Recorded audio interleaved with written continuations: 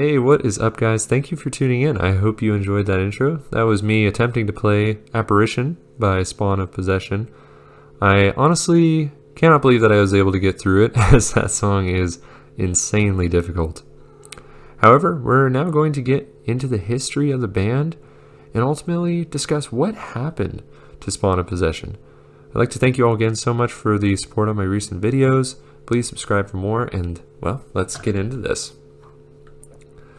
So, the band was formed way back in 1997 with the starting members of Jonas Briesling, Jonas Carlson, and Dennis Rondum. However, it took 3 years for them to finally release their first demo, which also led to them acquiring a bass player named Dick Dewerud. From there, they were able to work on their debut album, which didn't release until the year 2003 on Unique Leader Records. This debut album, however, was an excellent start and set the tone for the band with an extremely evil, fast, and technical sound.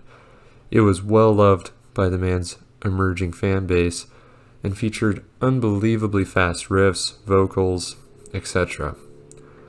The album also really stood out in comparison to other bands in the genre because of just how crazy it was, and featured songs that are still very well known today in the metal community, such as Church of Deviants and Swarm of the Formless. After Cabinet came Noctambulant in 2006.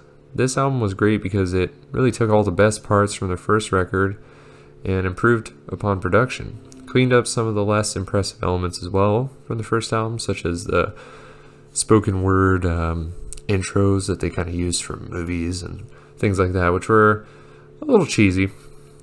And they added new orchestral elements, which really filled out the sound and gave them even more of a unique appeal. Around this time, the band was also touring pretty heavily across Europe and even America, and their presence was beginning to become well known within the metal community. However, the biggest news came in 2009 when Christian Wensner joined the band. Christian is obviously a hugely talented musician, well known from Obscura and Necrophagist. Him joining brought a lot of hype for the next album, which finally came out in 2012 and was titled In Curso. This album is without a doubt a masterpiece, including some of their best and most well-known songs, such as Where Angels Go, Demons Follow, and Apparition.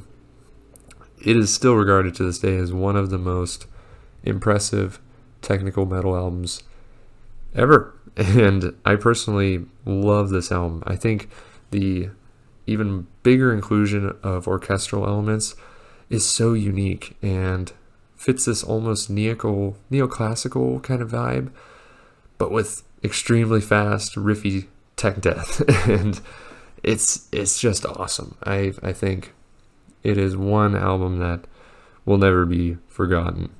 However, after this final album was released, the band slowly started to disappear from the metal world. Christian had to sit out many of the upcoming tours because he developed a neurological condition called focal dystonia, which made it very hard for him to play guitar. He was also in Obscura at the time, and so he was a very, very busy man. And this made it so the band had to find a fill-in. Thankfully, they found Danny Tunker, who was just an also amazing guitarist, and so the band was able to tour throughout 2012. However, I was not able to find much evidence, if any, of further tours happening after the year 2012. This then kind of made the fan base worried a bit. Where is this band going? Why aren't they touring as much as they used to?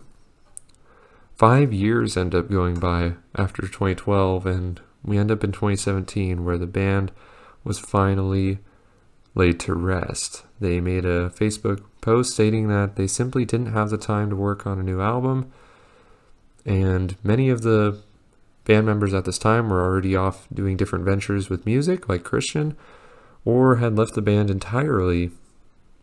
Some of the members have seemed to have just vanished from the metal scene altogether. It was sad to see the band go, but at least fans were left with one of the greatest albums ever back in 2012.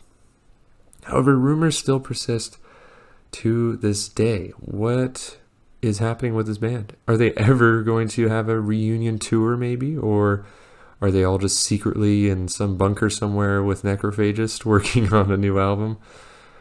My bet is that the band truly is done, but the most hardcore of fans, of course, will always be wanting new material and hoping that there's something going on in shadows and that we'll see a new album someday.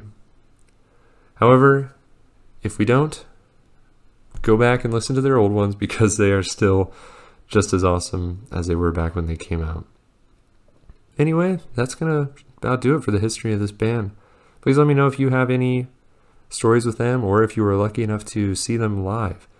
I wasn't, and I really wish I would have been able to because their live shows look awesome. Anyways, guys, thank you so much for watching.